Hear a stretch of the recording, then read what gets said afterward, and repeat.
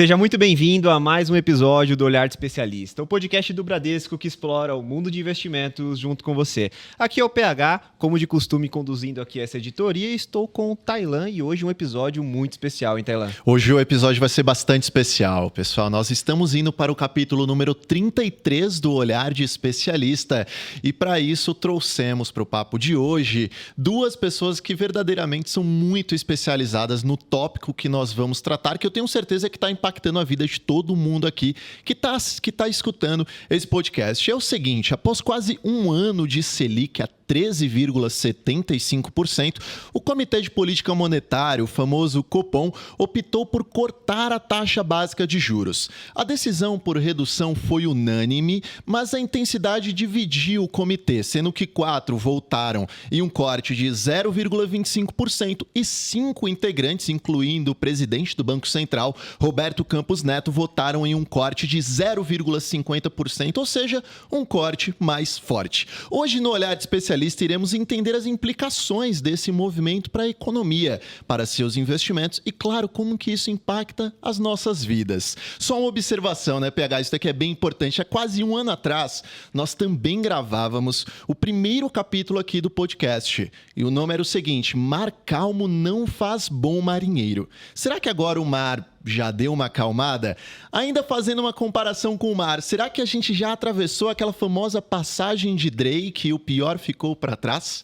Ah, isso não é eu que vou responder e não é você, né? Inclusive, Exatamente. O nosso primeiro convidado aqui que eu vou anunciar esteve com a gente no primeiro capítulo do Olhar de Especialista para conduzir justamente uma visão de cenário naquele momento, e agora a gente retorna para trazer uma perspectiva, creio eu, diferente do que a gente falou naquela época, né? Então, Felipe Biolchini, que veio aqui pela terceira vez no nosso podcast, seja muito bem-vindo, tá? Obrigado, PH, obrigado, Tailan. Um prazer estar aqui com vocês e com o Marcelo. Para quem não me conheceu no primeiro episódio, eu sou o Felipe Biolchini, CIO da Bradesco Asset, onde a gente tem uma equipe, né, muito grande, muito especializada de gestores e analistas, onde a gente cuida de mais de 600 bilhões de reais de recursos de clientes. E estamos aqui para bater um papo sobre as perspectivas, né, o que a gente está vendo para o mercado nos próximos meses. E vai ser um prazer aqui dividir essas ideias com vocês. Puxa, bacana, Biolchini. E nas horas vagas, o que você gosta de fazer? Bom, a vida no mercado, né, é bastante intensa, né? Todo mundo que acompanha, né, sobe e desce, muita incerteza, muita notícia nova. Então, eu procuro sempre me recuperar. Então, para mim, a coisa mais importante é estar perto da família, dos amigos, ter momentos de descontração e também ter debates profundos sobre assuntos que nos interessam.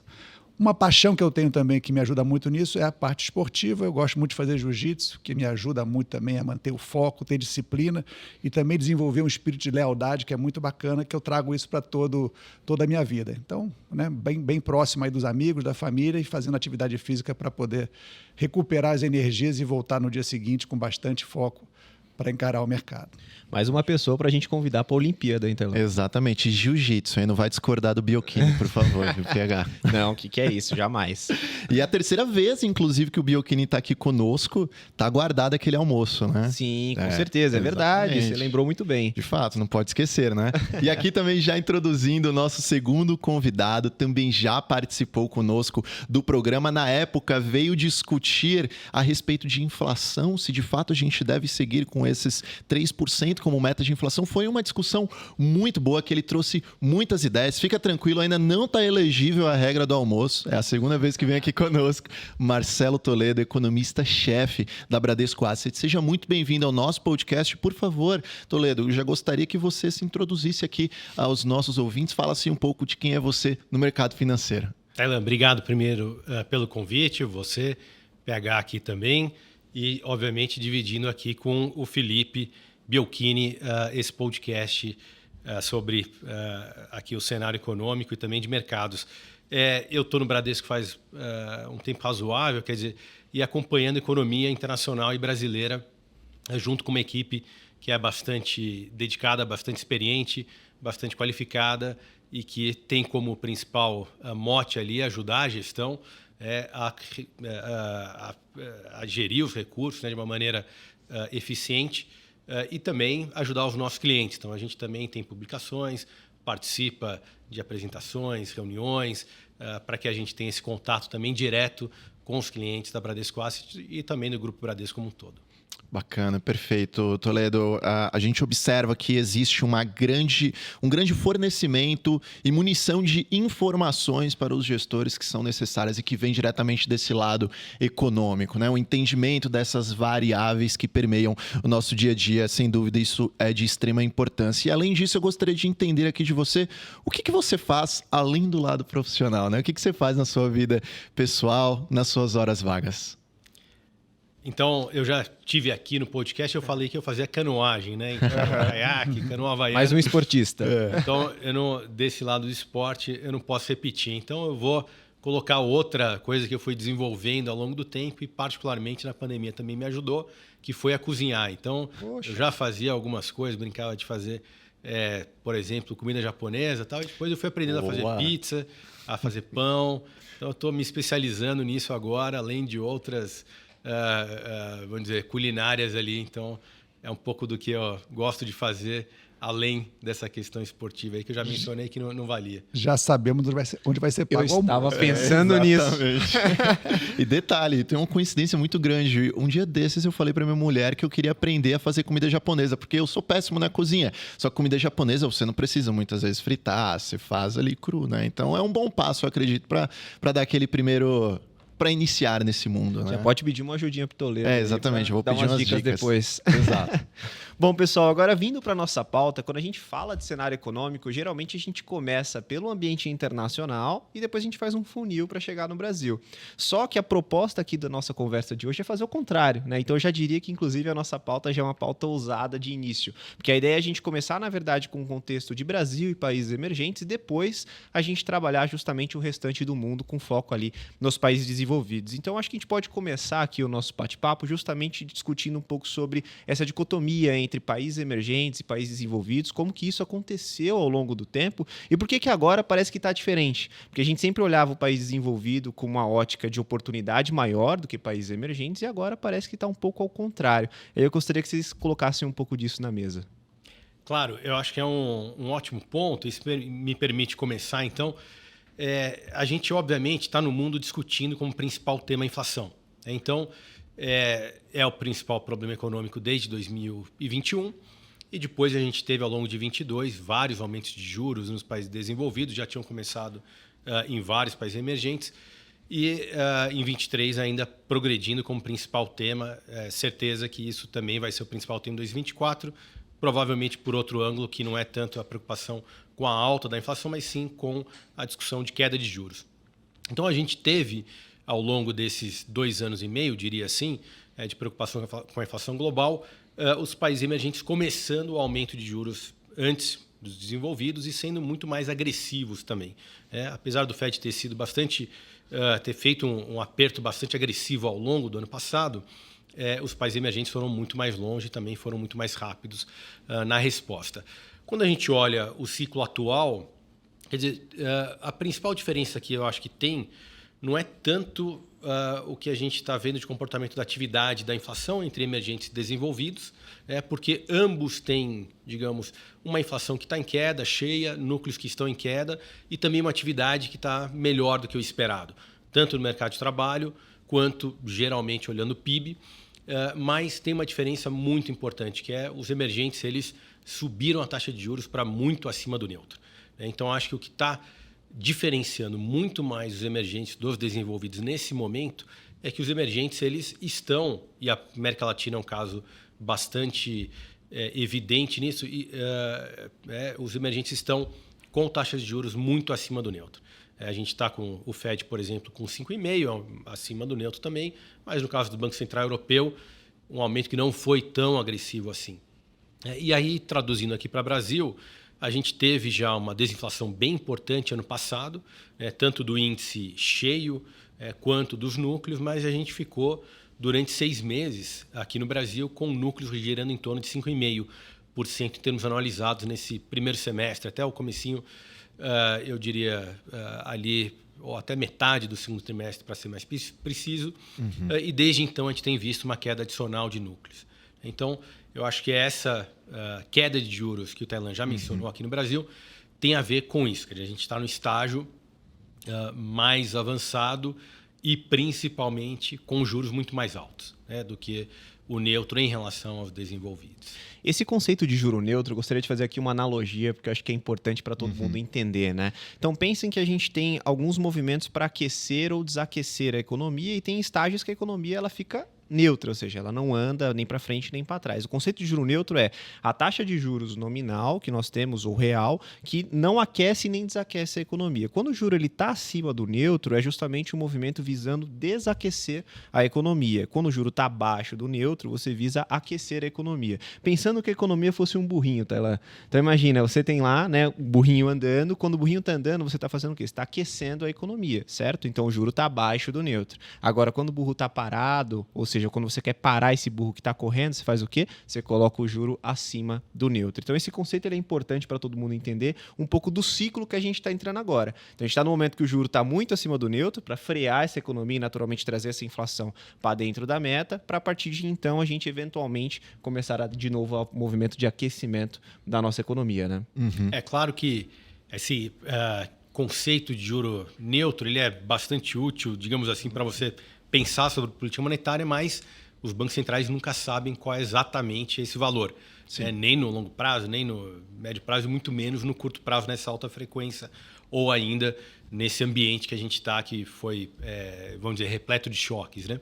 Então, os bancos centrais eles vão testando onde está o neutro, e vão descobrindo, vão recalibrando ao longo do tempo, né? Hoje, na sua visão, qual que seria o juro neutro hoje do Brasil? A gente vamos pegar duas estimativas, então as nossas e do Banco Central. Do Banco Central era 4% até recentemente. Na última reunião, ou no último relatório de inflação, melhor dizendo, ele recalibrou para 4,5%. Então, em termos reais. Termos reais. Então, era a taxa de juros real de 4 para 4,5%. No final do ano passado, a gente fez algumas simulações que levavam em conta uma expansão fiscal maior e também uma política de crédito direcionado mais expansionista, e chegamos em 5%. O que aconteceu no primeiro semestre aqui no Brasil, na verdade, foi uma expansão um pouco menor dessas duas grandes vetores, desses dois grandes vetores, do que a gente imaginava. Então, a gente reduziu de 5% para a faixa de 4 a 4,5%. Então, em termos reais, é onde a gente hoje mais ou menos pode imaginar onde está essa taxa de juros real neutra. Perfeito. E em termos reais, somente recordando que é além da inflação, isto é, se a taxa de juros, a Selic, é 8% e a nossa inflação é 4%, em termos reais nós estaríamos em 4%.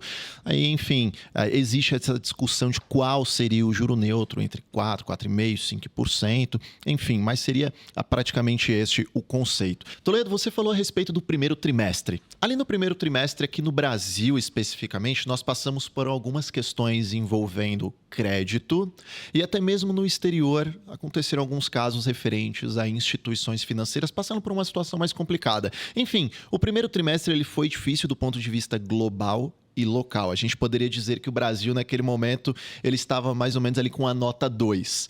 Depois do primeiro trimestre, parece que as coisas melhoraram bastante. Digamos que o Brasil foi para uma nota 6. O que explicou essa movimentação? Quais foram os fatores que impactaram? Perfeito. Então, eu não vou assinar embaixo necessariamente das notas do Brasil, até porque eu acho 2, talvez você tenha sido muito rigoroso ali. Eu e Belchini já vivemos um Brasil que era muito mais complicado. Então, mas de fato, a gente teve nesse começo de ano várias dúvidas em relação ao que aconteceria, por exemplo, com a parte fiscal, a política fiscal, o teto de gastos, que já era sabido que precisaria ser substituído. Então, era um elemento bastante importante. Em relação ao teto de gastos e à política fiscal, a gente teve a aprovação do arcabouço. Na verdade, ele ainda não foi aprovado, falta uma última votação na Câmara, mas ele está em fases finais e não deve ter muita modificação. Então, foi importante ter uma visão de qual é a política fiscal, qual é a regra fiscal do Brasil daqui para frente. E foi a gente sempre pode dizer, olha, o que a gente... o ideal seria uma regra fiscal extremamente rigorosa, mas ela tem que ser viável também.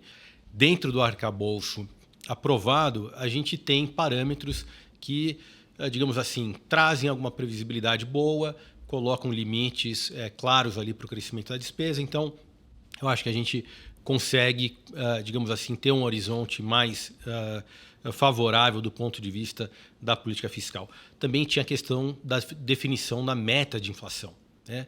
Algo que ficou durante o primeiro semestre praticamente inteiro sendo debatido, que no final de junho o Conselho Monetário Nacional decidiu manter as coisas do jeito que estão, sim, até com alguma melhora, que é tirar a possibilidade de mudar a meta e criar uma meta contínua. A gente ainda não viu os detalhes também dessa regulamentação, porque falta um decreto presidencial para, de fato, detalhar o que é essa meta contínua, qual vai ser o período de apuração ali da meta de inflação, mas foi um ponto bastante importante. Também tivemos, e aí mais recentemente, a aprovação da reforma tributária, que é um ponto que vem sendo debatido, todo mundo sabe aqui, mas dependendo da idade do economista, você vai dizer que está sendo debatido há 10, 20, 30, 40 ou 50 anos. Né? Então, está sendo debatido há muito tempo. É uma reforma que vai ter efeitos no longo prazo, quer dizer, ela começa a produzir efeitos de fato, mudar o sistema tributário a partir de 2026 nos tributos federais e depois, gradualmente, isso vai se estendendo, ampliando para tributos estaduais e municipais, né, tributos sobre bens e serviços. Então, vai demorar uma década para que a gente tenha um novo regime tributário, mas isso é muito importante do ponto de vista de sinalização para onde estamos indo, né? E o Brasil ele deve sempre buscar uma melhora contínua. Eu acho que a questão de reformas, a gente todo ano vai discutir uma reforma incremental e o importante é sempre estar avançando na direção correta, ainda que você não consiga produzir impactos muito imediatos. A reforma da Previdência, por exemplo, a gente foi fazendo reformas da Previdência ao longo do tempo, e quanto mais rápido você pode fazer, ainda que produz efeitos defasados no tempo, melhor. Então, eu acho que são os 3 grandes marcos ali do que a gente teve em relação à política econômica como um todo. E aí eu recupero, é um termo meio em desuso, né?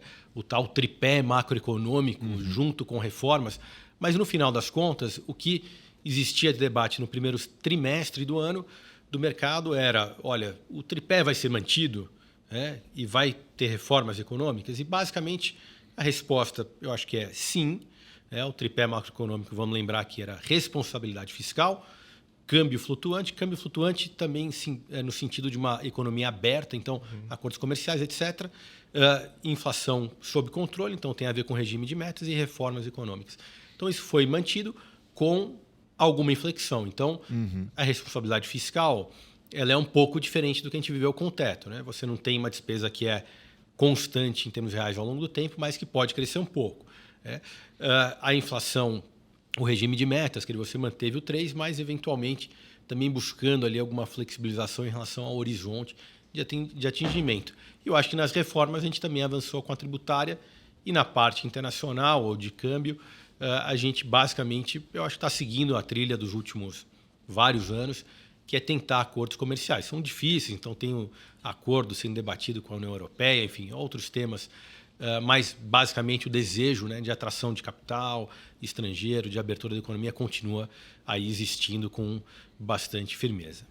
Perfeito. A gente gravou um capítulo no final, acredito que foi um pouco depois do primeiro trimestre, a respeito de que parecia que a gente estava vivendo um ano inteiro dentro de 3 meses, em função de todos os acontecimentos que fizeram os agentes eles não partirem para ativos de risco. Foi um primeiro trimestre bem complicado. Agora, a palavra da vez parece que é previsibilidade. Como que isso é tão importante para os negócios? A manutenção de um regime fiscal que seja palatável ao longo do tempo, eliminando alguns riscos que poderiam surgir no meio do caminho. A colocação de uma meta de inflação a 3% daqui para frente, não respeitando um calendário gregoriano de 12 meses, colocando de maneira contínua, mas que também foi bem recebida pelo mercado mercado, então parece que a previsibilidade, o ambiente de negócios, ele tem se tornado mais favorável, impactando necessariamente os ativos financeiros, não é mesmo, PH? Não, e isso é muito importante porque ajuda a controlar as expectativas, né? Então a gente ouviu muito essa palavra também nos primeiros 3 meses sobre controle de expectativa, ancoragem no assunto da inflação, né? Ancoragem da inflação de longo prazo.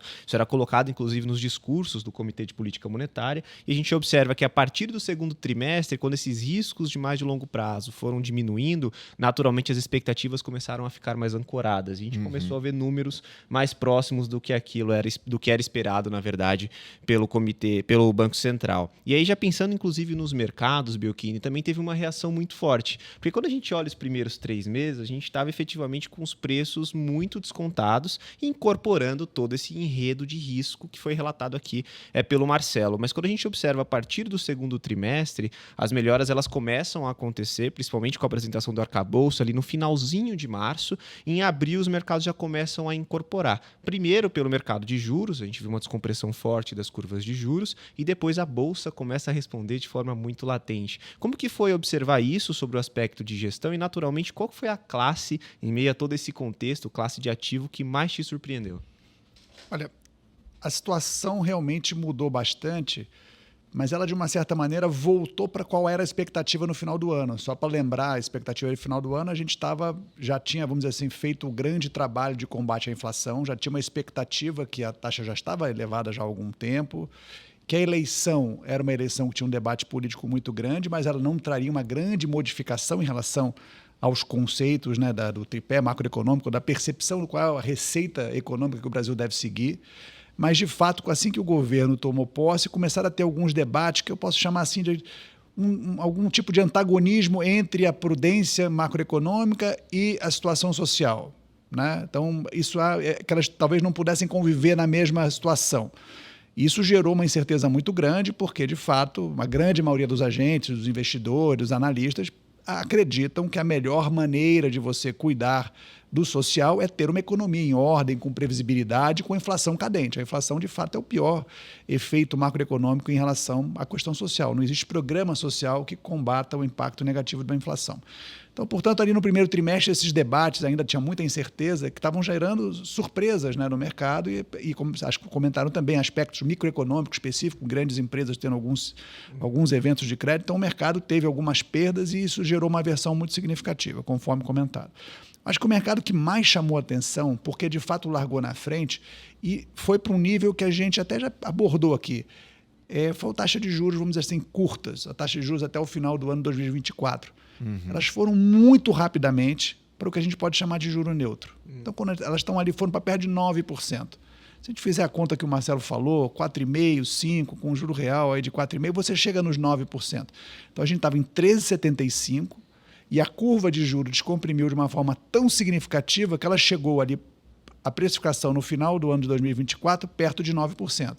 Então, assim, realmente o mercado acreditando que o ciclo de queda de juros estava consolidado, que a gente de fato ia para um ambiente de juro neutro, a despeito de várias incertezas. Não tínhamos ainda a definição da meta, existiam algumas discussões em relação à reforma tributária, o arcabouço tinha, enfim, discussão, né, específica de como ele seria implementado, ainda tinha uma falta de arrecadação para poder complementar as ambições aí de fiscais, né, de superávit, de déficits, né, zerados para os próximos anos.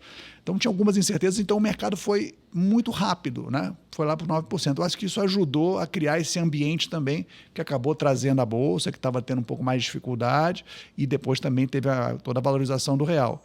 Então, eu diria que o que mais chamou a atenção foi a velocidade, a intensidade da derrubada da taxa de juros, principalmente nesse setor aí que vai até o final de 2024. Perfeito, realmente foi bem rápido. E quando a gente fala de expectativa de taxa Selic caindo, isso significa que os títulos pré-fixados, eles obtiveram um melhor retorno nessa história, né? Apenas recordando aqui o nosso ouvinte, quando a taxa de juros está naquele movimento de queda, se você adquiriu aquele pré-fixado que pagava um pouco mais de retorno, você pode estar observando que esse título ele pode estar trazendo uma valorização maior do que você esperava anteriormente. Isso basicamente é por conta da queda da taxa Selic, a expectativa dela. Até os fundos de investimento, né? Perfeito. Então, pensando nos fundos de investimento também, a marcação desses papéis ela acontece diariamente. Então, quando essa taxa começa a descomprimir, naturalmente esses fundos começam a apresentar bons resultados. Por isso que a gente observa fundos pré-fixados, seja curto, seja longo, apresentando grandes retornos neste ano de 23, superando inclusive o CDI, que todo mundo acha que está grande, mas quando a gente elenca ele, né, sobre os outros ativos no ano de 2023, ele está lá embaixo, né, Telan? Sim, exatamente. E é muito importante marcar que esse é um fenômeno de 2023. Em 2021 e 2022, no período que o Banco Central estava subindo taxa de juros para combater a inflação, esses títulos foram grandes perdedores. Então é importante perceber esse ciclo e, de fato, quem conseguiu ali perceber a mudança do ambiente ali, né? Ou aproveitou aquele ambiente mais nervoso, com prêmios elevados para adquirir títulos, acabou se favorecendo. E no momento de redução da taxa Selic, naturalmente, se a gente está caminhando, por exemplo, para o final desse ano a 11,75%, esquece aquele 1% ao mês obtido de uma maneira bastante facilitada, não é mesmo, PH? Isso significa necessariamente que o investidor ele vai ter que buscar uma maior diversificação, seja através de uma renda fixativa, através de um multimercado, partindo para a bolsa. Esse é um movimento que existe no mercado financeiro. A taxa Selic cai, reduz a atratividade da renda fixa, os investidores eles começam a migrar para a renda variável, visando ganhos mais elevados. É aquela palavra que a gente sempre fala, né? O rebalanceamento de acordo com o cenário econômico. Então, a gente está numa virada de cenário econômico muito importante. Então, esse momento de rebalanceamento, ele tem que acontecer para adequar as carteiras para esse novo enredo que a gente espera para os próximos 12, 18 meses. E aí, falando justamente desse enredo prospectivo, eu quero colocar a cereja do bolo da nossa discussão aqui, que foi justamente a decisão do Comitê de Política Monetária, que aconteceu no último dia 2 de agosto, que veio em linha com o esperado pelo movimento, ou seja, todo mundo esperava o movimento de corte, mas a intensidade ela dividiu opiniões, igual você colocou lá no início, inclusive dos dirigentes ali do que participam do Copom. E aí eu queria saber, Marcelo, sobre a sua ótica, se te surpreendeu esse corte de 0,5%. Olha, a gente teve debates muito intensos lá dentro da Asset e na área econômica da Bradesco Asset, e sabíamos que a decisão ia ficar entre 25 e 50. Então, não foi uma surpresa grande. Nosso call, digamos assim, oficial era o 25, mas a gente atribuiu uma probabilidade bastante grande dos 50.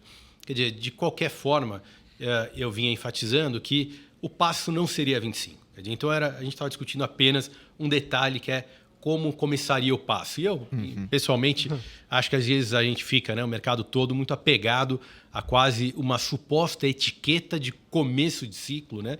Então, todo mundo coloca lá o 25 porque supostamente é do jeito que os ciclos começam e, na verdade, não é assim que a maior parte dos ciclos de política monetária começa, porque, em geral, eles começam em situações com algum tipo de choque, quer dizer, são movimentos que nem sempre são muito suaves, né? Mas, enfim, todo mundo partia do cenário, e é o cenário ainda base, de cortes de 50 pontos. Né? Eu acho que esse é o mais importante. E aqui a gente fez uma análise de 7 ciclos de queda de taxa de juros no Brasil desde 2002. Então, é lógico que aí depende como você vai fazer a análise de cada um. Eu não vou, obviamente, explorar 7 ciclos de política monetária aqui, a gente levaria muito tempo. Mas tem alguns padrões só para a gente poder pensar. Né? Primeiro é que eles não são lineares. Né? Então, em geral, de 7, né, 6 não foram lineares. Ou seja, o Banco Central começa num ritmo que pode ser 25, pode ser 50, depois ele vai para 75, ou acelera para 100 depois. Então, são ritmos não lineares. Isso jogaria a favor, como o mercado continua e economistas continuam debatendo, que, olha, não vai ser 50 necessariamente o ritmo. Né? E por isso que eu acho que o Banco Central tem enfatizado na sua comunicação, no comunicado, na ata do Copom, que não, eu quero 50. Então ele tem que fazer uma força grande para convencer todo mundo que não vai ser o padrão dos outros ciclos. Né? E também essa análise ela mostra outras dimensões importantes ali, semelhanças e diferenças com o que a gente tem hoje. Primeiro, as diferenças. Né? Então, nesses ciclos todos, e aí, claro, o fato de a gente ter tido a crise de 2008 deixou juros internacionais muito baixos durante muito tempo. Então, o Fed ficou com taxa de juros zero durante mais de 10 anos, né? Ou quase 10 anos. Então, a primeira diferença muito importante é taxa de juros global. O Fed vai ficar com 5,5% de taxa de juros. Então, nesse tipo de contexto, você partir de 50 para ser mais agressivo, 75 pode ter repercussões sobre o câmbio. Então, a gente viu o Chile começou o corte também no final de julho, fez 100 pontos e a moeda perdeu 7% nesse mês, vamos dizer, entre a antecipação e a realização desse corte mais forte. Outra diferença relevante que a gente tem agora é em relação à atividade econômica. A gente não tem uma atividade econômica aqui no Brasil que está claramente desacelerando, quer dizer, a taxa de desemprego ainda está baixa, em queda. Então, não é um motivo muito claro para o Banco Central ser mais agressivo. Colocaria ainda a questão de expectativas, de inflação. A gente, em relação a outros ciclos, quando o Banco Central foi mais agressivo, as expectativas de inflação estavam coladas na meta, e até um outro ponto também de diferença, que é a gente tem uma nova meta. A gente tem 3%, é a primeira vez que a gente, de fato, vai perseguir os 3%. A gente vinha com uma escadinha de meta de inflação, como a gente discutiu naquele podcast sobre a meta, que partiu de 4,5% em 2018 e ia até a escadinha, mas veio a pandemia e isso ficou, digamos assim, perdido no meio de uma inflação muito mais alta. Então, vai ser, eu acho que tem um período até que todo mundo esteja de fato convencido que a inflação no Brasil vai ser 3%. Além disso, a gente tem um Banco Central autônomo que vai mudar a sua composição ao longo do tempo e que você vai ficar com alguma incerteza sobre exatamente qual vai ser a direção, digamos, o grau o peso relativo, eu gosto de dizer, entre inflação e atividade, que é uma outra parte ali do mandato do Banco Central. Qual é a semelhança? O que pode fazer ter 75 nas próximas reuniões é a inflação cair muito. Então, nos outros ciclos, o Banco Central fica mais agressivo quando a inflação corrente cai bastante rápido e abaixo da meta. Então, a gente tem que ficar de olho, como eu brinco, no IPCA. Então, a gente vai estar muito dependente dessas previsões de curto prazo. Por enquanto, as nossas previsões não indicam que o núcleo de inflação vai cair abaixo da meta nessas métricas bem de alta frequência, assim, no mês a mês. Por isso a gente não tem os 75, a gente está no ritmo de 50 até 9, basicamente ainda. E o Banco Central tem reforçado isso. Quer dizer, e aí, como eu falei, ele vai ter que reforçar muito, porque o mercado vai olhar esses outros ciclos e vai dizer que a propensão, a partir para um corte maior, pode existir. E a sinalização do Banco Central ela vai durar até os IPCAs. Quer dizer, se os IPCAs surpreenderem, vai colocar também uma discussão de aceleração do ritmo eventualmente. É como a gente costuma falar por aqui, o Banco Central ele não está entre a cruz e a espada. Quem trabalha lá dentro fica entre a faca e a espada, porque é um trabalho extremamente complicado.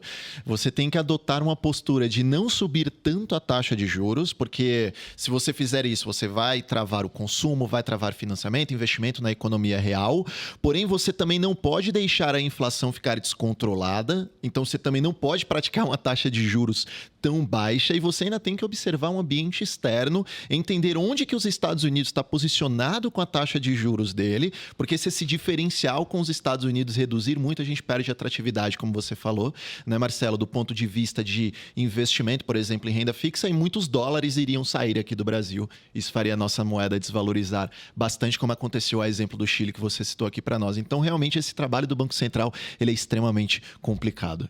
É um trabalho difícil, né? E que efetivamente tem o controle das expectativas, que eu acho que é o principal disso tudo. Sim. Então, o Goli comentou, né? Do Banco Central dar esse forward guidance, falar, olha, eu vou nas próximas reuniões cortar meio, então não adianta vocês ficarem esperando algo diferente disso. É uma sinalização importante para justamente controlar as expectativas, que foi aquilo que a gente já falou no tópico anterior, né? Exatamente. Agora a questão é, a gente chegou no final da festa, a gente está vendo Bolsa flertando, Biocchini, com 122 mil pontos. A gente não vê esse patamar desde 2021. Você falou aqui muito bem para a gente que as curvas de juros, a expectativa de taxa de juros já teve uma redução bem razoável. Como que você acredita que a gente se coloca? Ainda dá tempo de entrar nessa festa ou quem entrar não vai pegar nem o bolo? Não, a nossa visão, ela é assim, claro, sempre tem muito risco externo, como você falou. O Banco Central americano, a última decisão dele, tem poucas semanas, foi de alta de juros, a mesma coisa na Europa. é um ambiente um pouco diferente. Lembra o mercado brasileiro como estava quando o Banco Central estava subindo os juros. Era um mercado de aversão a risco. Então, a gente tem podemos dizer que o ambiente internacional ainda tem risco. Mas olhando para o mercado brasileiro, a gente está vivendo um processo de redução da inflação, que já começamos o ciclo de queda, e acho que é importante lembrar, acho que o Marcelo fez, né, um comentário sobre como foram os ciclos do passado, mas para simplificar, tem ciclo de queda de juros, onde você está combatendo um desaquecimento econômico por qualquer motivo, e tem ciclo de queda de juros que você está reduzindo o nível de aperto de juros porque o seu remédio funcionou, a inflação está vindo para o patamar de equilíbrio para as metas. Então, acho que esse é o segundo ponto. A gente está numa queda de juros muito mais saudável, que historicamente gerou bons momentos de mercado por um longo tempo. Claro, nunca uma linha reta, sempre com volatilidade, sempre tem novidade, tem incertezas que a gente sabe que vão se manifestar, que a gente não consegue nem prever hoje. Mas, dito isso, é um ciclo positivo. É um ciclo que, historicamente, fez os ativos valorizarem de forma muito significativa. Ainda existem, acho que a discussão que o Banco Central colocou hoje é que ele tem quedas de 50 pontos, né, 0,5% nas próximas reuniões. Perfeito. Dito isso, é papel do mercado falar assim, se a probabilidade de 50% é 100%, né, de 50 bases é garantida, deixa eu apostar que pode ser um pouco mais.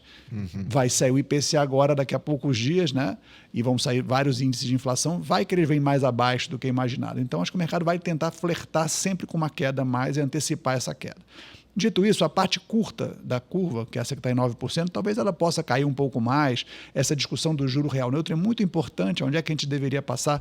O Brasil a economia do Brasil vai para uma situação daqui a 1 ano e meio de juros neutros, seria isso razoável? A situação talvez vai ser tal que vai ter que ir abaixo do neutro. Então tem algum ganho nessa parte curta ainda que a gente tem que ver. Mas quando a gente olha, falando um pouco mais de festa, se você olha para as NTNBs, por exemplo, de prazo acima de 2030, não teve festa praticamente ali. Elas negociam ainda acima de 5,20, alguns papéis a 5,40. Quando você olha na Bolsa, claramente teve uma melhora significativa, sai de 100, foi para 120, é um patamar, uma boa recuperação. Mas quando a gente olha para as métricas das empresas, ainda são, acho que tem uma coisa que é importante. Em outros ciclos, a gente já viu a Bolsa fazer, vamos dizer assim, nunca tão simples quanto eu vou falar, mas eu acho que vale a pena pensar nisso. O primeiro momento é um movimento de expectativa. Então, aqueles índices de preço-lucro, isso é uma expansão dos múltiplos. O resultado das empresas ainda não está capturando a melhoria da economia. Ainda é uma economia que está sendo, né, uma história do burro que você falou, está segurando o burro. A economia está sendo, né, o juro estava em patamar restritivo. Então, no primeiro momento, eu acho que a gente viveu agora, que essa alta de 100 para 120, potencialmente a 130, é de expectativa, a expansão de múltiplos. Aí o pessoal fala, a bolsa está cara, estava muito mais barata antes, o desvio padrão do preço-lucro estava 2 desvio padrão para baixo, agora está mais perto da média. Essa é a primeira fase. A segunda fase, se a gente está correto, que esse ciclo de juros é um ciclo de juros mais saudável, que a economia voltou para o equilíbrio, então o juro vai cair, é natural esperar que a economia volte a se expandir mais adiante, e, portanto, os resultados das empresas com menos despesa financeira, com mais vendas, volte a se recuperar. Então, você tem a expansão dos lucros.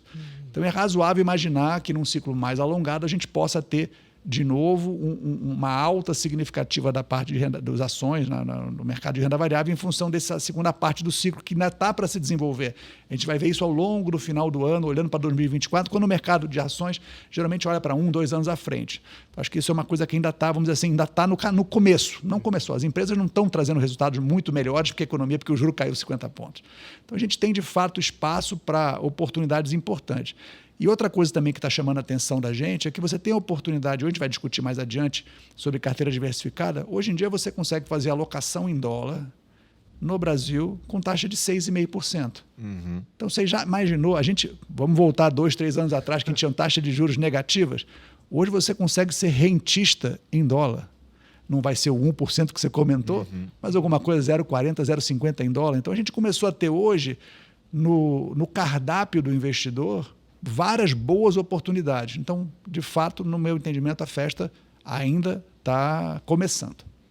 Perfeito, Biocchini. E agora eu gostaria de entender isso na ótica do tamanho das empresas. A gente sabe que na Bolsa de Valores existem as grandes empresas são chamadas de blue chips, aquelas empresas que já têm um caixa mais resiliente, elas são líderes nos seus setores, eventualmente. Tem as mid caps, aquelas empresas médias, e as small caps, aquelas empresas menores. Neste contexto, você acredita que existe uma ou outra que tende a se beneficiar mais com essa redução da taxa Selic? Historicamente e intuitivamente, sim. Historicamente, nesses ciclos saudáveis de queda de juros, quando não foram queda de juros para combater um processo de recessão, algum choque, as empresas small caps performaram melhor que o Bovespa por uma margem bem significativa, e algumas vezes 2 vezes mais. Independendo, quando você olha ciclos passados, estamos falando de multiplicação de mais de 100%. Então, realmente, historicamente, você tem aí uma boa expectativa que isso possa repetir, porque aparentemente esse ciclo de novo está com cara de um ciclo saudável de queda de juros.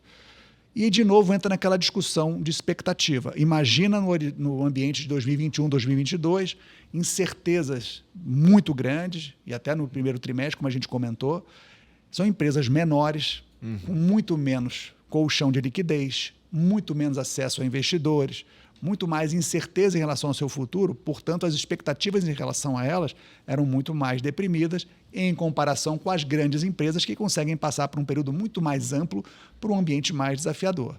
Na medida que o ambiente vai ficando mais favorável e, de fato, a economia vai para um equilíbrio melhor e mais positivo, essas expectativas negativas, só do fato de elas voltarem para o neutro, já é um ganho em relação às empresas médias. Então, a gente tem fatores que eu acho que são fatores históricos e estão fatores expectacionais que essas empresas deveriam, de fato, ter uma vida mais fácil e, portanto, os investidores vão cobrar menos prêmio de risco delas e elas tendem a se valorizar bastante. Então, na nossa expectativa, esse setor de small cap, claro, é um setor mais volátil, com mais risco, por isso é importante ter bastante análise, ter bastante, conversar com pessoas que são experientes, que têm tradição nesse mercado, porque, de novo, são empresas que têm mais risco, mas o potencial de retorno realmente tende a ser bem maior do que a da renda variável e provavelmente o melhor potencial de retorno dos ativos brasileiros que a gente consegue vislumbrar. Perfeito. Aquela máxima se faz verdade aqui, que quanto maior o risco, maior a possibilidade de retorno. A gente está falando aqui de small caps. Algumas empresas small caps, muitas vezes, elas não têm ainda nem lucro para realizar, né? Essas empresas, quando a taxa Selic está 13,75, você imagina, elas já têm que partir ali de um lucro que tem que ser maior do que esse. O custo de capital dessas empresas acaba sendo elevado, como elas são menores, para adquirir financiamentos para os seus projetos, que eventualmente ainda nem saíram do papel, elas têm que realmente ter um ambiente que propicie esse tipo de negócio. Mas em suma, a despesa financeira ela é maior, né, de uma Sim. empresa small cap. Então, naturalmente, se tem um juros mais alto, o impacto dessa despesa financeira sobre o resultado da empresa ela é maior. E só de você reduzir esses juros, você naturalmente reduz o impacto da despesa financeira, ele acaba sendo um lucro esperado maior. Então, só isso já é um componente elevado aqui para a conta, né? E pensando na questão do risco, acho que é importante reforçar para o investidor que o movimento ele não é linear. Isso é uma mensagem muito importante. O que é um movimento linear? É que ele acontece sempre na mesma proporção, né? Quando a gente fala de investimentos, isso não é linear. Então, o Biocchini traçou aqui muito bem que o cenário esperado ele é um cenário positivo. Ainda tem coisas que precisam se confirmar. Tem, por exemplo, essa segunda fase do ciclo, ela ainda está meio que em aberto. Então, correções são naturais no meio do caminho. Então, não vai subir sempre. Mas o importante é, se a minha visualização daqui para frente é uma visualização positiva sobre tudo isso que a gente comentou agora, o interessante é diversificar a sua carteira e apontar parte do seu portfólio para essa direção. Uma outra parte, ela não tem que estar nessa direção, porque ela justamente vai fazer o quê? Te proteger na hora que o movimento não for linear. Por isso que é importante sempre conversar com os profissionais e buscar, na hora do rebalanceamento, mais de uma opinião, porque os vieses, eles estão entre nós, né, Tailan? Sim, com certeza, sem dúvida, e sempre o respeito ao perfil do investidor e a não concentração, né? Que a gente também deve levar em consideração a diversificação. Mas, gente, a gente falou aqui sobre a festa, que ela tende a continuar, mas existem riscos aqui já traçados na cabeça de vocês para este segundo semestre, falando especificamente de Brasil, tanto no ambiente político quanto no ambiente econômico? Aqui no mundo da gestão, é o nosso trabalho incorporar aqueles riscos que a gente vislumbra A gente pode falar porque, por exemplo, o risco fiscal. Ainda temos algumas evoluções que a gente precisa fazer, tem medidas de arrecadação que devem ocorrer para ajudar a fechar as contas, né? A gente ainda trabalhando com um déficit grande, tem uma meta de redução muito significativa, porque elas estão abertas ainda, né? Estão várias discussões, mas não foram implementadas. A gente não tem aquela convicção ainda, e essas medidas são muito importantes, porque elas, se por acaso não vierem para equilíbrio, os investidores, analistas vão fazer aquelas projeções da dívida do Brasil crescendo de uma forma, né, um pouco mais elevada. Isso gerou incerteza no passado, em algum momento, gera uma fragilidade. Então, esse é um risco conhecido, né, que a gente sabe que tem que ser administrado, e tem toda essa questão política, que são as escolhas, quem vai ser impactado e por quê, como é que essa coisa é aprovada. Tem esse risco bastante consciente. Mas também tem um ponto que você falou aqui, que é aquele risco que a gente não sabe qual exatamente vai ser. Vai acontecer alguma coisa, talvez o Banco Central americano tenha que fazer uma coisa maior, talvez o Putin faça uma nova surpresa, talvez a China venha com um desaquecimento mais significativo. Assim, a gente está sempre convivendo com incerteza e, portanto, nas carteiras, de uma maneira geral, tem que botar na conta esses riscos previsíveis, mas sempre contar com a possibilidade dos riscos que são imprevisíveis, que vão se manifestar. Então, portanto, eu acho que se fosse enumerar um risco dentro do Brasil, do ponto de vista econômico, que me chama a atenção, que eu estou acompanhando no detalhe, seria o risco fiscal. Mas nas carteiras em geral, sempre olhando para outros e né, criando probabilidade de cenário, para que a gente possa ter uma carteira bem balanceada, bem diversificada, para poder suportar essa volatilidade que durante o caminho vai ser muito importante. De novo, é muito importante saber que todo gestor, todo investidor passa por momentos de correção. E se você não está com uma carteira bem balanceada, você pode ter a tendência a zerar boas posições, realizar prejuízos e perder a possibilidade desse movimento de mais longo prazo. Então, olhar para os riscos que você está percebendo, mas também cuidar dos riscos que você não consegue com uma carteira bem balanceada. Mas do meu lado aqui, do ponto de vista econômico, a questão fiscal é um ponto que eu estou bastante atento agora. Perfeito, perfeito. Você quer contribuir também, Toledo? Claro, eu acho que algo bastante importante, eu não necessariamente colocaria que é um risco desfavorável, né? Pode ser um risco, quando a gente fala de risco, ele pode ser também bom, né? Do ponto de vista de coisas diferentes do cenário econômico que podem acontecer, que é a inflação corrente, né?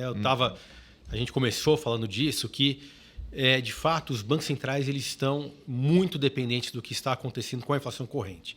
Então, a gente teve tanto naquela aceleração, naquela aquele grande surto inflacionário que apareceu depois da pandemia, uma certa surpresa, descolou um pouco do fundamento econômico, do chamado hiato do produto, taxa de desemprego. Então, assim, foi uma inflação realmente muito alta, e agora ela está caindo um pouco também descolada dos fundamentos, porque os hiatos não abriram muito, a taxa de desemprego não subiu muito nos Estados Unidos, nem na Europa. A Europa está com a taxa de desemprego bastante baixa, nem no Brasil. A desaceleração econômica global tem sido menor do que esperado, né, em vários países. Isso vale em geral também. Então, a gente está num debate no mundo que depende muito dessa inflação de alta frequência. Então, aqui um risco bem importante é o que vai acontecer com esses chamados núcleos de inflação no mês a mês. Quer dizer, por quê? Porque se de fato eles continuarem como é o mais provável, vindo abaixo ou surpreenderem para baixo, a gente vai ver todos esses, esses efeitos favoráveis de que acabou o ciclo do Fed, do ECB, que dá para cortar mais os juros nos países emergentes, no Brasil e por aí vai. Isso vai ganhar ainda mais força, como a gente estava dizendo, pode ser que a gente discuta 75 pontos de passo aqui no Brasil. De outro lado, se você tiver uma frustração, então, vamos dizer, começou ali aquela descendente, mas estacionamos em, suponha aqui no Brasil, uma inflação de núcleos de 4, isso é uma ducha de água fria. Acho que não remove a expectativa de queda de juros, das próximas reuniões. Eu diria que até o final do ano, cair para 1,75 está seguro. Ainda é uma taxa de juros bem, que comporta uma inflação ainda, ou que nos leva a uma taxa de juros real alta, né? Mesmo com uma inflação de 4, 5, ainda você estaria com uma política monetária apertada. Mas se a gente estacionar em 4 de núcleos, não vai dar para falar em abaixo de 9 de Selic ano que vem. Então, eu tenho tido assim, um olhar muito grande, acho que esses indicadores de alta frequência. Por quê? Porque eles estão, digamos assim, descolados desses modelos de mais fundamentos, né, econômicos. Então, os bancos centrais e nós temos que ter um olhar, acho que muito cuidadoso, né, nessa alta frequência de inflação.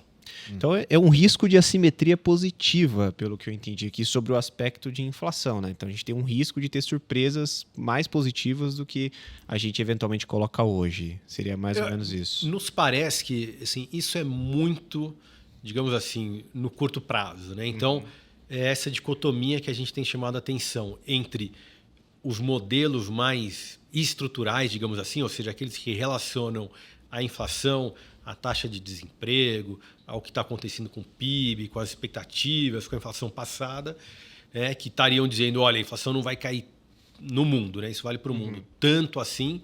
E o que está acontecendo? Que o que está acontecendo e esses modelos mais de curto prazo, que dependem do que aconteceu com o preço ao produtor, com as commodities, por exemplo, aqui no Brasil com o IGPM, isso está dizendo que a assimetria é para baixo. Então, a gente está, nesse momento, a gente e os bancos centrais ao redor do mundo, digamos assim, dando menos peso para os modelos estruturais e mais para essa modelagem de curtíssimo prazo. E é nesse ponto que introduz a simetria favorável, né? Os modelos de curtíssimo prazo. Mas a gente tem que ficar muito de olho nisso e acompanhar na alta frequência. Não, perfeito. E até puxando um gancho aqui no que o Biolchini ele tinha falado, a gente tem que estar acostumado a um mundo que contém mais incertezas do que a gente espera. Uma vez eu li essa frase em um livro e eu achei fantástico. E eu faço um comparativo com o início desse ano. No início desse ano, na China, por exemplo, a gente estava vendo a situação da Covid-0 que estava caindo, eles estavam reabrindo a economia. E lá nos Estados Unidos a gente estava passando por uma situação de crédito bem complicada, com algumas instituições financeiras até mesmo quebrando. Quando a gente olha hoje, a gente observa a China, que o crescimento não foi, não levou um crescimento tão forte quanto a gente esperava, quanto o mercado financeiro esperava. E em relação aos Estados Unidos, apesar do que aconteceu no começo do ano, parece que eles conseguiram controlar a situação e as bolsas de valores, elas seguiram em um patamar bem firme de alta. Eu gostaria que você explicasse aqui pra gente, Biolchini, o que tem explicado esse apetite por risco do investidor estrangeiro, aqui já saindo de Brasil, partindo lá para os Estados Unidos, né? Porque a gente também tem observado que o S&P 500, o índice das 500 maiores empresas americanas, ele está em uma alta bem forte. O Nasdaq, que contempla ali empresas de tecnologia, também. O que tem favorecido essa tomada de risco lá no exterior, mesmo com a taxa de juros alta também lá nos Estados Unidos? Né? Pergunta simples, sim? Então, já vamos começar daí. Mas que uma coisa que está chamando muito a atenção tem muito a ver com o que o Marcelo falou. É que o mercado está vislumbrando um processo de redução da inflação sem o sacrifício do crescimento econômico tão grande. Então, esse modelo de mais curto prazo, quando o Marcelo fala do hiato, não está dando sinais de ter o hiato aberto, as taxas de desemprego não subiram muito. Então, se você for pegar do lado do crescimento econômico, os indicadores parecem estar indo bem. Ao mesmo tempo, claro, tem o Banco Central subindo os juros com a intenção de fazer com que esses indicadores sofram um pouco. E aí o processo de redução da inflação vem a partir daí, seria o terceiro passo.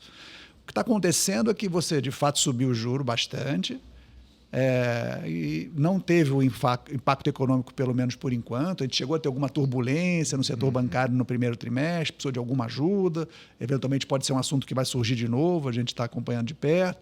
Mas o fato é que, de uma maneira geral, os consumidores estão bem, né? O desemprego está baixo, muitas pessoas estão desistindo de trabalhar, né? Chama até a atenção, né? A população economicamente ativa não está crescendo, muita gente saindo da força de trabalho.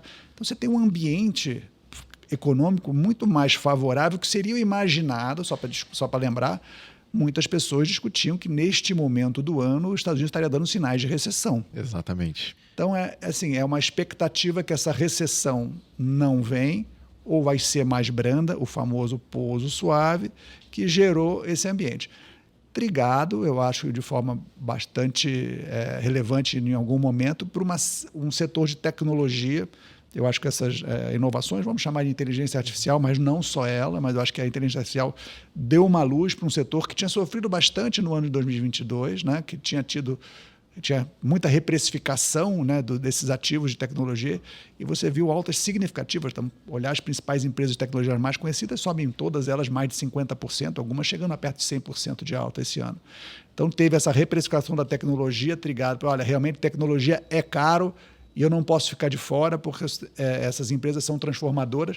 E quando a gente fala em empresas transformadoras, são empresas que, né, mudaram o patamar de avaliação. Né? São empresas que são maiores que países. Né? Então, acima de 1 trilhão temos várias, acima de 3 trilhões já temos a Apple, né? A Microsoft ainda 2 trilhões e tanto. Um dia desses a gente está fazendo uma conta, só desculpa, Belkina, porque isso é muito interessante. No Ibovespa a gente tem 90 empresas. E a gente está falando de empresas enormes, como Petrobras, Bradesco, Vale e outras grandes instituições financeiras. Se a gente pegar o valor da Apple, dá para colocar uns 3, 4 Ibovespas dentro da Apple.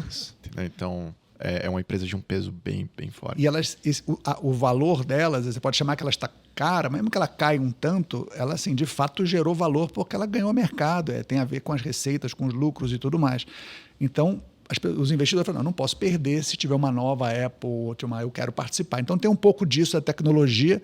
Eu acho que eu juntaria esses dois fatores. A recessão, que era muito óbvia pelos modelos de previsão, não ocorreu. O setor de tecnologia virou, de novo, muita atratividade por os fatores da reprecificação, tinha ficado mais barato e pela percepção que não dá para ficar de fora. E uma expectativa que o Banco Central americano já está na fase muito final, né? Que até, se você for olhar nas curvas americanas, também já tem uma queda significativa. Já tivemos momentos de quedas bem maiores, né? Recentemente a reprecificação foi para cima, mas eu acho que a explicação passa por aí. A atividade econômica mais resiliente do que imaginado e o ambiente tecnológico que as pessoas têm dificuldade de ficar de fora por entender que são realmente transformações significativas que vão vir para a humanidade. Perfeito. Isto é, apesar, né, PH, de uma taxa de juros elevada lá no exterior, os cidadãos americanos, enfim, os investidores, eles continuam seguindo para a renda variável. Essa questão me chama muita atenção, essa parte do comportamento do investidor, como que isso é diferente de acordo com as geografias, né? O Belkini comentou aqui sobre você poder investir lá fora pagando dólar mais 6,5. Quando a gente olha aqui no Brasil, a gente fala, nossa, que oportunidade gigantesca. Qual que era o fluxo natural que a gente poderia imaginar aqui? O que aconteceu no Brasil, de fato? Uma migração dos investimentos de risco para renda fixa. Aqui, no caso, foi o fenômeno dos isentos, né? Com as incentivadas e tudo mais. Lá fora, a gente está com esse contexto de títulos de renda fixa pagando dólar mais 6,5, só que você não tem essa virada de fluxo. Você não tem o investidor saindo efetivamente ali do mercado de ações e indo para o mercado de renda fixa. Eu fico curioso, como que é a opinião de vocês sobre isso, essa parte do comportamento? Pegar, assim, do nosso ponto de vista, acho que tá um pouco exagerado. Exatamente no seu ponto. Você tem uma alternativa muito rentável para padrões de países desenvolvidos e ativos que, como a gente viu e a gente comentou, subiram muito de preço e a gente sabe que talvez o fundamento não esteja tão favorável assim. Então, me parece que a gente está vivendo um ambiente onde a Bolsa americana, de uma maneira geral, parece muito valorizada, com uma alternativa muito boa. Então, seria razoável imaginar com o segundo semestre com mais desafio para esse grande movimento da renda variável. Mas muitos vêm ao longo dos meses fazendo esse call de que chegou a hora de virada, S&P está caro, vamos sair. É igual a recessão, né? Nunca chega a correção. É realmente curioso esse movimento, no mínimo. Por isso que é importante quem está nos ouvindo diversificar o portfólio de forma internacional. Ele faz parte da alocação estrutural do seu portfólio, né? Então, quando a gente está montando uma carteira, até fazendo um parênteses gigante aqui na nossa conversa, mas quando a gente está montando uma carteira, a gente tem uma alocação estrutural, que é justamente isso. A gente desenha um cenário, quando tem alguma mudança grande, reavalia esse contexto estrutural para definir o tamanho, ou seja, a quantidade das posições que você vai ter em cada uma das caixinhas. Só que no decorrer do tempo, você realiza mudanças táticas, ou seja, o cenário ele vai se alterando, você vai ajustando taticamente, até que chega um momento que a virada é tão grande que você precisa parar e olhar o estrutural de novo. No estrutural, sempre tem que ter uma exposição internacional. Sempre. O que vai mudar? É a dosagem, é o tamanho dessa alocação. E o Belkini colocou muito bem. O contexto ele vem se demonstrando desafiador desde o início do ano. Por isso que é importante dosar o tamanho dessa exposição internacional ou aproveitar as oportunidades não somente em renda variável, aproveitar as oportunidades também dentro do contexto de renda fixa. Né, perfeito. E observando, claro, o médio e longo prazo, quantas pessoas não chegaram em mim no início do ano, familiares, viu? E falaram almoço assim, de domingo, né? Certeza. Exatamente. Certeza. Olha, eu tô saindo da alocação internacional, os Estados Unidos estão passando por uma situação difícil. Poxa, essa é a hora que você tem que saber separar o ruído do sinal. Muita coisa causa ruído no mercado financeiro, são essas areias no meio das engrenagens, mas a gente sabe que o mercado ele é resiliente, tem que ter paciência, e se você é um investidor de renda variável, você tem que ser mais resiliente ainda em respeito, claro, ao percentual que você faz a alocação, de acordo com o seu perfil de investidor. Mas uma coisa que eu acho que chama atenção, eu até olhei esses números de manhã deixa eu ter certeza que eu estou falando que são comparáveis. Quando a gente olha o preço-lucro do Nasdaq, hoje de manhã estava marcando 37 vezes. Quando a gente vai para o preço-lucro do índice chamado Russell 2000, das 2.000 empresas, então, portanto, pega empresas menores que não estão tão ligadas à tecnologia, está em 25. Compara-se isso com o nosso do Brasil de 8 vezes. Se a gente retira Petro e Vale, vai para 10 vezes.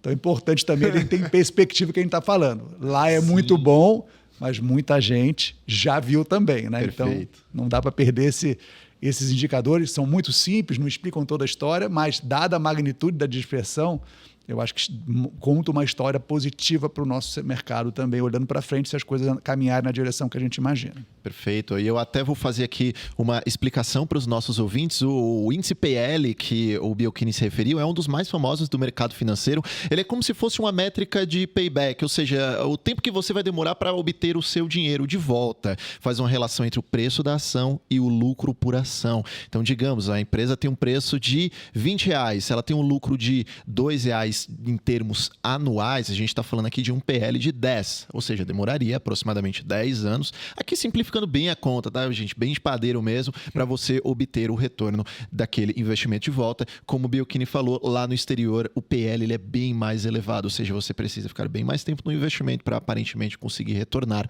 o lucro que aquele negócio ele dá.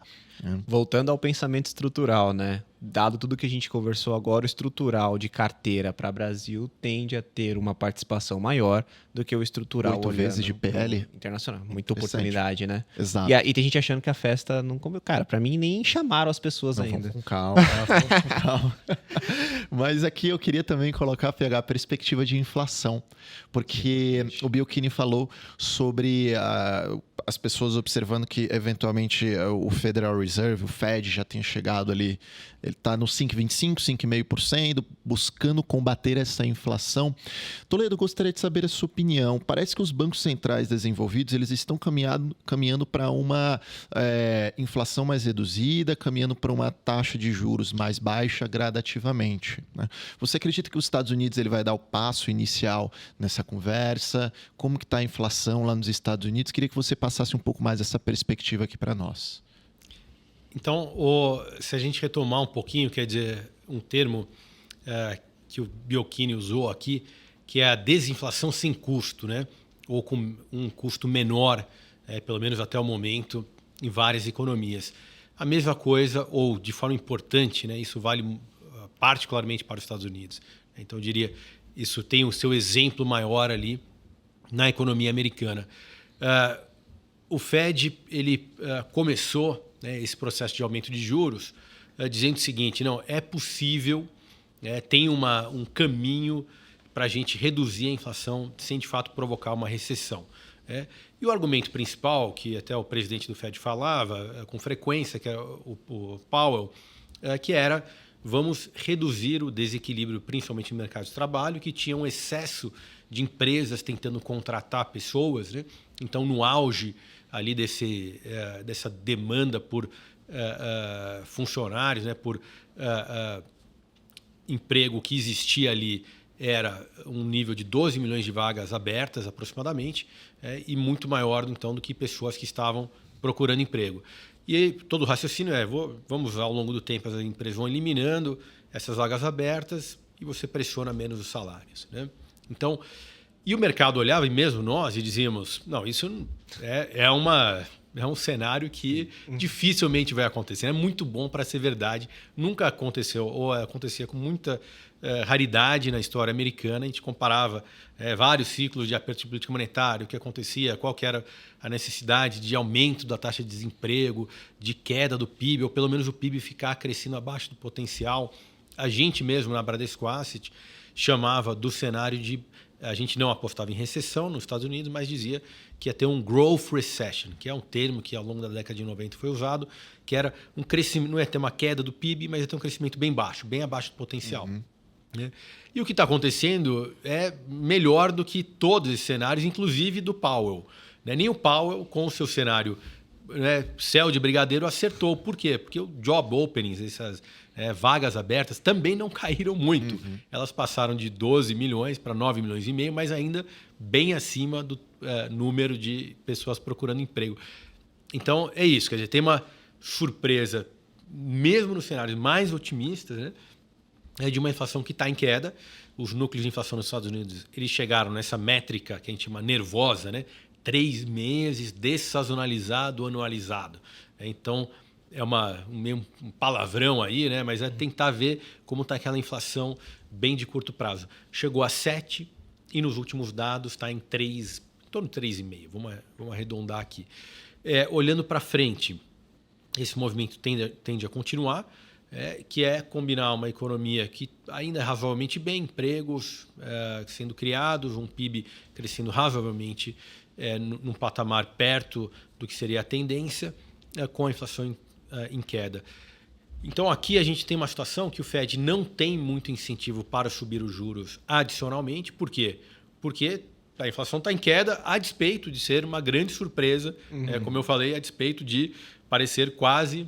tem gente que fala que é um milagre, assim, que isso tem Nirvana. É o Nirvana. É a desinflação, sem custo, enfim, esses vários termos. Então, o Fed não tem muito incentivo porque, afinal de contas, apesar de parecer bom demais para ser verdade, está acontecendo. Então, vamos continuar. Mas ele também não tem incentivo para cair os juros muito rápido. Por quê? Porque é o outro lado. A atividade está bem, a taxa de desemprego no low histórico, 200 mil vagas sendo criadas, é uma economia que está pujante quase. Pensando no burrinho lá, ele continua correndo e eu estou puxando ele, né? É verdade, a indústria ela não está tão bem. Então a gente já teve uma correção, mas mesmo o mercado imobiliário americano, então o investimento residencial chegou a cair 20% do pico. O que aconteceu esse ano é que ele voltou a subir e os preços de imóvel também voltaram a subir. Então, você não tem muito incentivo. Então, nosso call principal é que o Fed, enfim, demora um tempo bem razoável para cair a taxa de juros e como ele não tem um problema de atividade, ele pode, de fato, perseguir a meta de inflação de 2%. Então, se a gente tivesse uma situação diferente, quer dizer, tem uma recessão e a inflação não caiu muito, você começa a ficar em dúvida. Será que o Banco Central não vai dar um peso aqui para essa recessão que está acontecendo? Mas como ela não está acontecendo, você vai dar todo o peso para a inflação e, de fato, buscar ali o 2%. Sim. Então, isso nos leva a imaginar que o Fed vai ficar um tempo mais prolongado com o juro parado. Aquele ditado, né? Quando a esmola é grande, o santo desconfia, né? Quem seguiu esse ditado realmente desconfiou da esmola e, na verdade, era verdadeira, né?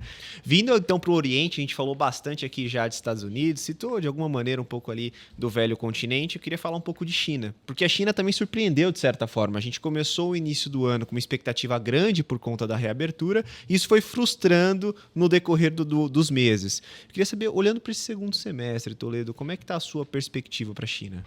Então, China, eu faria aqui 3 pontos. Né? Um deles é a reversão do forte aumento de exportações que a China teve durante o período ali da pandemia. Então, as exportações chinesas, que já eram gigantes até 2019, ou em 2019, cresceram cerca de 40% durante esse período, que a China, no fundo, atendeu o mundo com bens, aquela questão que todo mundo queria consumir bens e tal.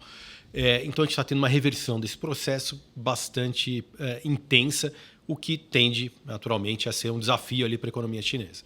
Mas era, de certa forma, esperado. A gente tem um outro, que é um vetor positivo, que, de fato, está atuando, que é a reabertura da economia, a pandemia e tal, setor de serviços, viagens e por aí vai, né, toda a parte de lazer.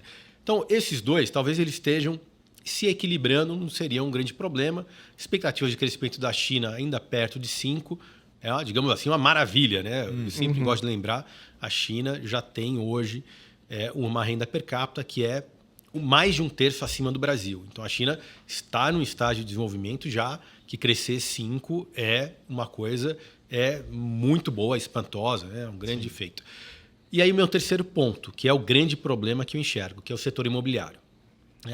A China teve uma crise imobiliária que começou em 2021 por um aperto proposital do governo, que ele tinha um excesso de alavancagem das empresas, e veio ao longo desse período com uma crise bastante intensa. Então a gente teve já no final de 2021, como eu mencionei ali, o começo da crise de uma forma bastante intensa com a falência de grandes empresas. E hoje, a gente está gravando esse podcast, a gente continua debatendo a falência de outras empresas. Então, uma outra grande empresa que vem a ser, na verdade, a maior empresa construtora, incorporadora da China, com problemas para pagar suas dívidas.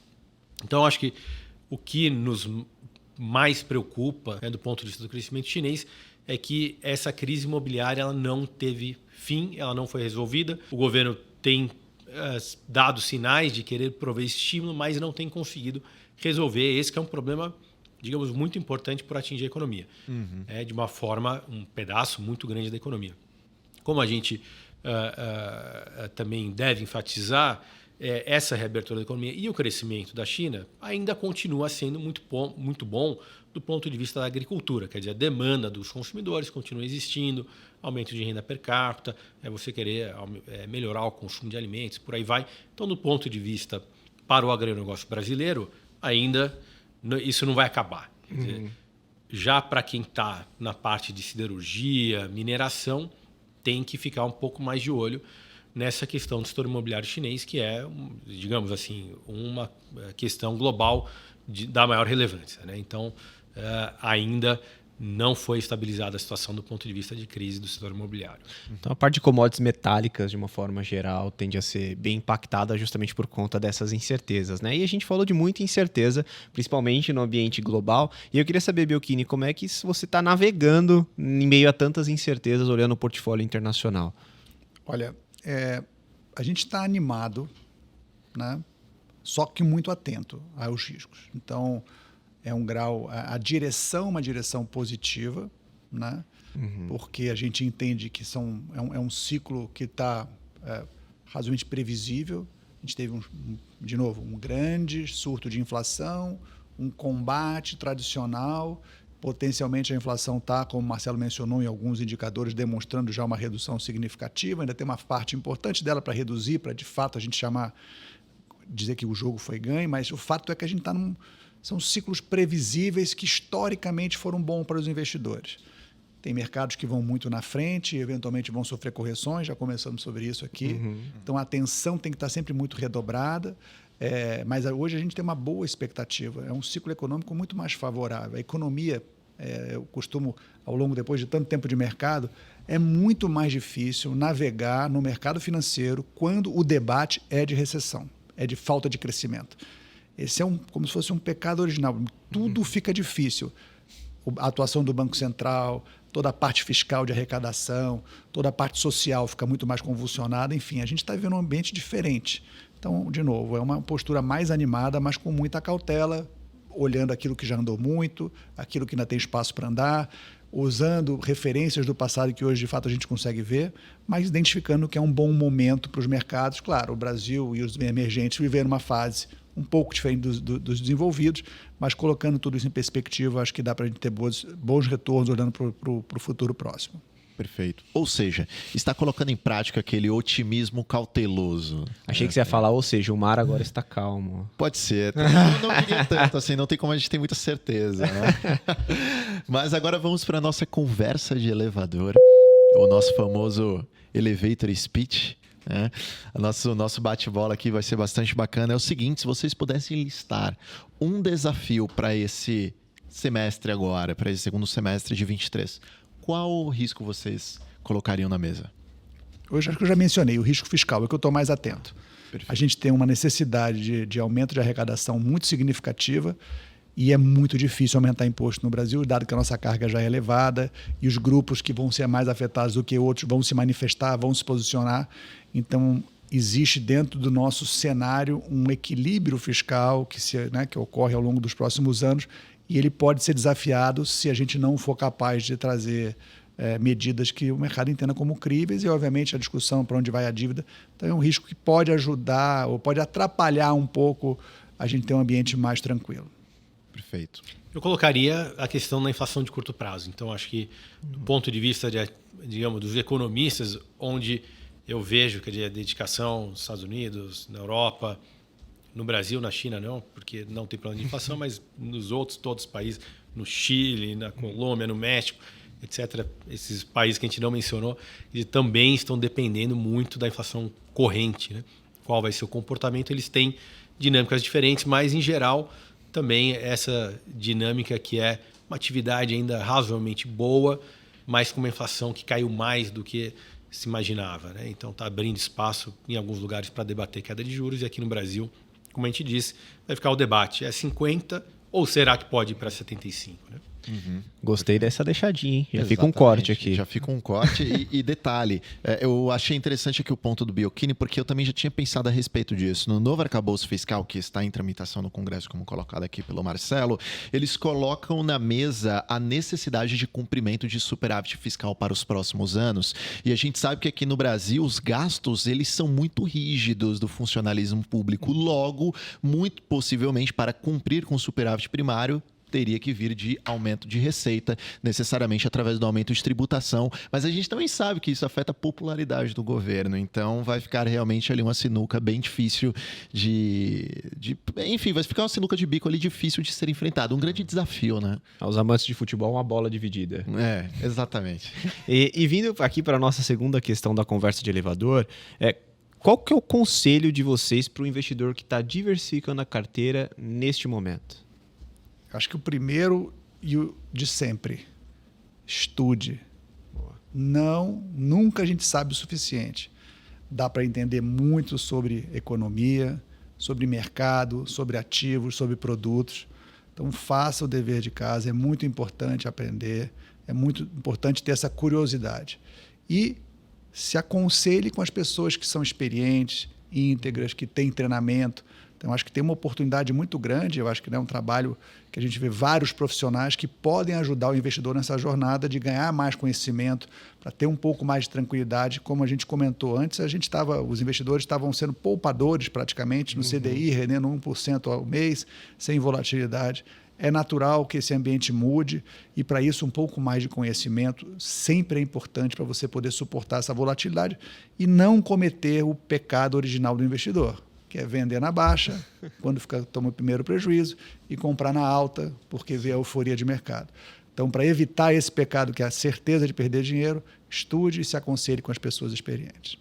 Excelente. Toledo, tem algum diferente disso?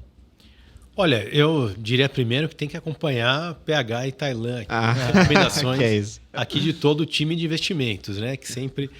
Mas eu talvez fizesse aqui um twist, né, provocativo aqui na questão de diversificar o portfólio, que é talvez não faça isso de forma excessiva a ponto de você, digamos assim, perder o controle tanto do que o Biocchini falou, ou seja, de o que você tem que olhar, estudar, etc. Então, assim, um grau também que você mantenha a capacidade de entender tudo aquilo que está, de fato, na sua carteira, consiga pensar sobre, também, enfim, estar acompanhando, né, aquela carteira.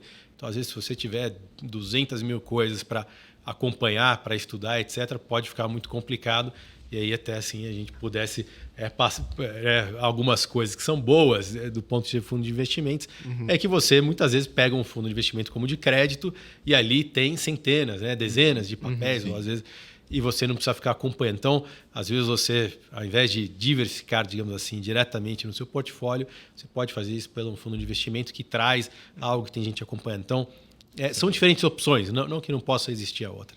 Não, excelente. Isso é um cuidado que o investidor tem que ter, porque senão acaba que ele pulveriza o portfólio e ele não diversifica de fato. Porque diversificar é justamente você alocar em diferentes ativos com exposição a riscos diferentes, para justamente naquele movimento não linear você conseguir se proteger principalmente das quedas, porque a gente é mais machucado com o que, Tela? Com a alta ou com a baixa?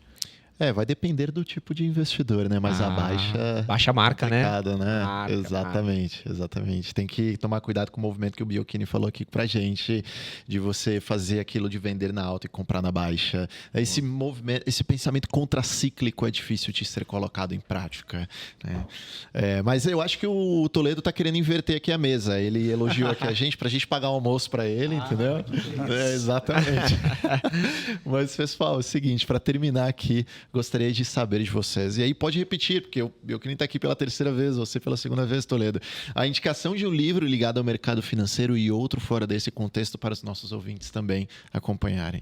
Bom, eu não vou indicar livro dessa vez, porque eu acho que tem mídias hoje que as pessoas estão utilizando mais. Perfeito. Então, a recomendação, né, principal é o olhar do especialista, o podcast. Também quero receber um almoço. Também quer ganhar um almoço, né, Biocchini? E para complementar, a gente está vivendo, né, eu acho que, de fato, esse olhar do especialista traz realmente discussões muito importantes. A gente acompanha o mercado brasileiro com bastante foco, que é o que a gente entende mais, e tem vários outros especialistas discutindo com vocês aqui, então realmente tem muita informação. Mas eu entendo que o ambiente internacional cada vez mais tem que fazer parte da visão do investidor. E a gente, como está vivendo um ciclo não está sincronizado, o mercado emergente, o Brasil e o mercado internacional, acho que é muito relevante nesse momento acompanhar o que está acontecendo no mercado internacional. Então, um podcast que eu acompanho no mercado internacional se chama Capital Allocators, que é um podcast que traz discussões com diversos especialistas da indústria. Inclusive, dentro do Capital Allocator, tem um que se chama Managers Meetings, que é a entrevistas com gestores. Aquela que a gente costuma fazer, como vocês estão fazendo agora, e com outros gestores também do mercado, que faz com os gestores americanos e traz a perspectiva do investidor que realmente olha para o Brasil naquele peso bem pequenininho de 1% e olha realmente mais para o mundo. Então, é interessante ver a perspectiva deles e o que eles estão vivendo na economia. Então, acho que isso é bastante interessante ter esse olhar. E hoje em dia, com os podcasts, de fato, é uma mídia que está mais fácil durante o trânsito, bota no fone, consegue ver. Então, acho que vale a pena olhar para isso. Você falou também de um não ligado ao mercado. Perfeito. Da última vez que eu tive aqui, se eu não me engano, eu acho que eu recomendei um que é Porque Nós Dormimos. Isso. A relevância do sono para que as pessoas possam performar. Eu acho que eu cheguei agora num negócio que é mais puro ainda, que é o Respire, ou em inglês Breathe. E realmente o que eu estou vendo de ciência e informação, de o benefício da respiração consciente para você ganhar foco, para você descansar, para você ter energia.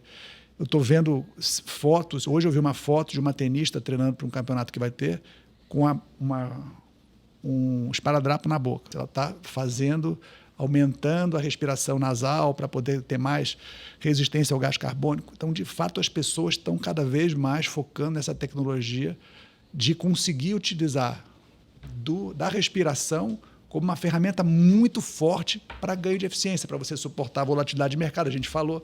Então, acho que tem uma relação direta. Se você for uma pessoa consciente nesse lado, você pode dormir melhor, ficar mais bem preparado e estar mais, vamos dizer assim, apto a conviver com as volatilidades do mercado, que faz parte de qualquer investidor e qualquer gestor. Ótima sugestão. Perfeito, Biocchini.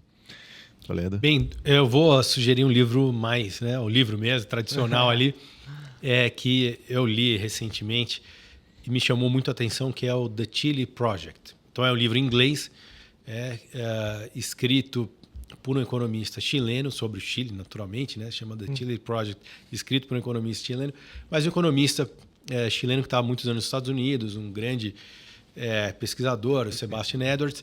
E é um livro muito interessante porque, claro, assim, eu tinha um interesse mais particular no que aconteceu no Chile, mas por que é tão interessante? Ele tenta explicar todos os últimos 50 anos de política econômica no Chile e por que o Chile, apesar de todo o sucesso, digamos assim, do ponto de vista de medidas métricas, né, de desempenho econômico, o PIB per capita, desemprego, pobreza, etc., nível educacional, tal. Por que o Chile, apesar de, nessas medidas, ser o melhor país da América Latina, teve um protesto em 2019 muito grande, e que levou à eleição de uma candidatura presidencial mais, digamos assim, fora do sistema, né? E que com propostas de transformação mais radicais. Então, é um livro interessante, conta essa história toda e tem lições, eu acho que também para outros países, e paralelos também com outros países da América Latina, particularmente o Brasil. E ele vai contando um pouco, eu acho que lá tem a questão do Chicago Boys, né? Então, no Chile, que então tem da política econômica, tem, obviamente, a questão do Pinochet, da ditadura durante aquele período. Mas o ponto, eu acho interessante ali, é que como a política econômica, ela de fato é importante e como é importante equilibrar uma política econômica que, ao mesmo tempo, esteja olhando desempenho, digamos assim, puramente econômico lá do PIB, da inflação, da responsabilidade fiscal, etc., mas você também balancear isso com questões, né, de desigualdades sociais para que você, ao longo do tempo, tenha uma harmonia e todo mundo acabe se beneficiando e vendo os benefícios de seguir uma política econômica responsável, adequada, racional ao longo do tempo. E o Chile, enfim, é um caso interessante nesse sentido. Bacana, ótimo. PH, somente agradecer a esses...